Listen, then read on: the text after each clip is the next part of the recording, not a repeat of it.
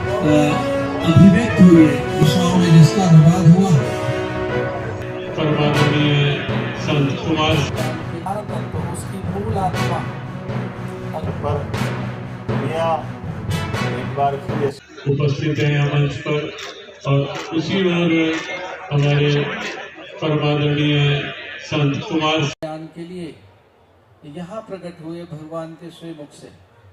जिस ग्रंथ को पढ़ा गया, सर्वाधिक जिस ग्रंथ को ढूंढा गया और समाधान के लिए जिज्ञासा मुमुक्षा अनेकों प्रश्न पहेलियों के लिए कोई ग्रंथ सटीक बोध देता है तो वह श्रीमद् भगवद गीता है।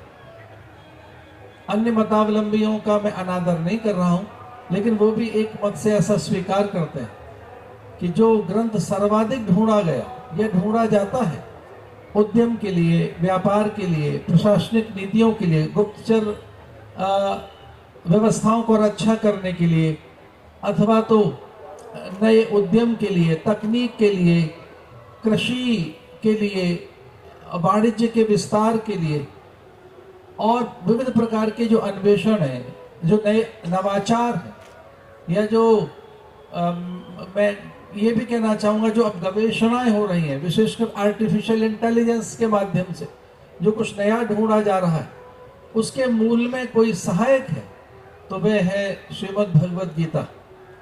चूँकि इसमें औपनिषदिक सार है, वेदों का सार है और ये स्वयं भगवान की वाणी है जो अत्यंत प्रामाणिक है।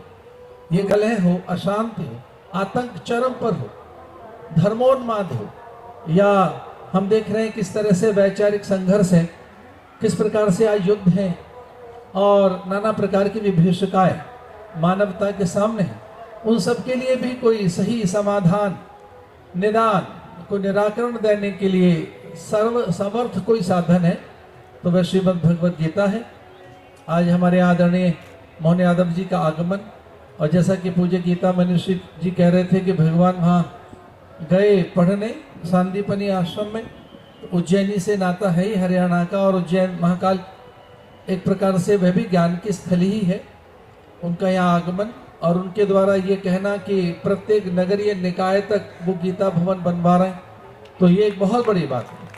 अभी आदरणीय मुख्यमंत्री जी ने ये संकेत दिया कि गीता भवन न केवल राष्ट्रीय गीता महोत्सव को शुभकामनाएं देते हुए ताकि और आगे ये महोत्सव और विश्व स्तर पर गीता जी हमने कहा कि ये गीता महोत्सव का अंतर्राष्ट्रीय आयोजन जो हो रहा है, वास्तव में ये एक पुण्य का काम भी है और पवित्र काम भी है, जिसके आधार पर दुनिया एक बार फिर यशस्वी प्रधानमंत्री की नेतृत्व में जब भारत की तरफ देख रही है तो सच्चे अर्थों में उनके अभियान की आत्मा अगर कोई है तो ये गीता महोत्सव है, जिसके माध्यम से हमारी सनातन संस्कृति की ध्वजा दुनिया में लहराएगी। ये पुण्य का क्षण है, ये अप्रतिम काम है जिस कामों की कोई किसी से तुलना नहीं हो सकती, और उसमें चार चांद तब लग जाते हैं जब हमारा अयोध्या धाम माँ सरयू के किनारे भगवान राम मुस्कुरा रहा है। इससे ज़्यादा भाग्य की बात क्या हो सकती है, हमारा सौभाग्य है। एक इस अवसर पर मैं सभी संत वृंद को प्रणाम करता हूँ। परम पूज्य शंकराचार्य ज्ञानानंद तीर्थ जी महाराज आपको प्रणाम करता हूँ, और संयोग ऐसा है कि परम पूज्य ज्ञानानंद जी महाराज के आशीर्वाद से ये पूरा आयोजन हो रहा, आपको भी प्रणाम करता हूँ। और महाराजों में अपनी बहुत प्रभावी भूमिका रख रहे हैं और हम सबके लिए सौभाग्य की बात है उनका नेतृत्व, उनकी अपनी सारी प्रबंधन के साथ। लेकिन जो बाहरी दुनिया भर की दूसरी ताकतें हैं वो सब चाहती है कि वो जो हमेशा से जहाँ भगवान कृष्ण हो वहाँ कंस का अपना पता नहीं क्या चक्कर है, भगवान राम हो तो रावण ना चाहिए। हमने अपने प्रदेश की सभी गौशाला और ये जितने कांजी हाउस, पिंजरा पोल, ये शब्द का विलोपन कर दिया। ये उस धन्य मानता हूँ। गीता जयंती महोत्सव में स्वयं शामिल हुआ, हमारी सरकार भी गीता जयंती महोत्सव मना रही है। मुझे इस बात की प्रसन्नता है कि भगवान कृष्ण के मुखारविंद से निकली गीता दुनिया भर के लोगों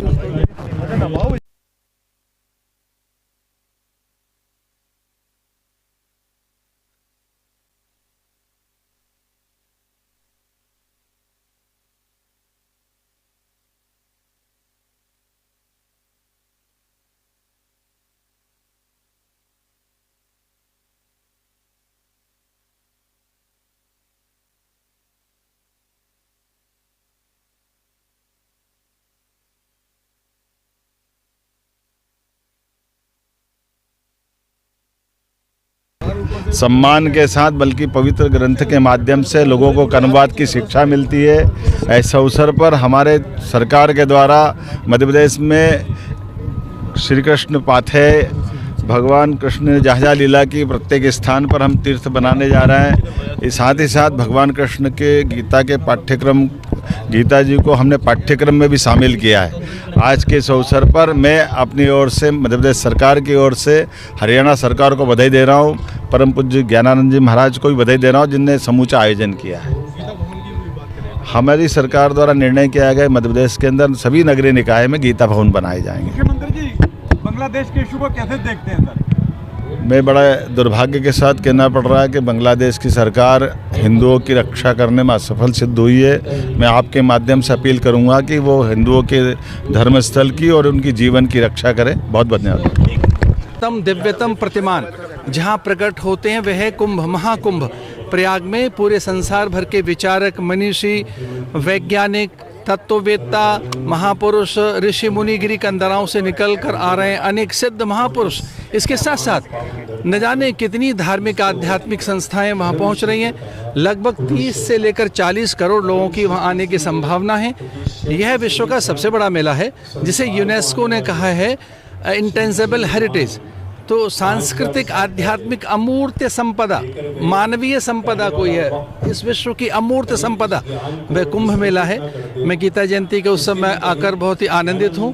बांग्लादेश के हिंदुओं पर भारी अत्याचार हो रहा है। मैं चाहता हूँ बांग्लादेश की सरकार, वहाँ के मानवाधिकार, विशेषकर यूनाइटेड नेशंस के साथ जुड़ी अनेक उन संस्थाओं का मैं आह्वान करता हूँ जो मानवाधिकार उल्लंघन के लिए आगे आती हैं, वे सब आगे आएँ।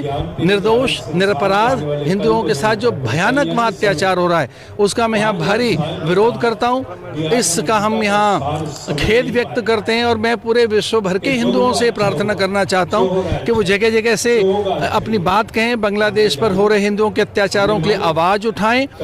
भारत सरकार के प्रयास अत्यंत प्रशंसनीय, स्तुत्य हैं और पूरे देश भर में हम सबको अलग अलग स्थानों पर इकट्ठे होकर यह स्वर एक साथ पैदा करना चाहिए कि जिस ढंग से एक अमानवीयता बांग्लादेश के हिंदुओं के साथ हो रही है वह हमें मान्य नहीं है। बांग्लादेश में हिंदू डरे हुए हैं, सहमे हुए हैं, अपनी बात नहीं कह पा रहे हैं। वहाँ कोई निकल नहीं रहा है। उनके साथ जिस ढंग से अत्याचार, अमानवीयता की जा रही है और उस बांग्लादेश से हमें अपेक्षा नहीं थी जिसके अस्तित्व के लिए भारत आ गया है, जिसके अस्तित्व के लिए भारत ने अपना सब कुछ सौंपा।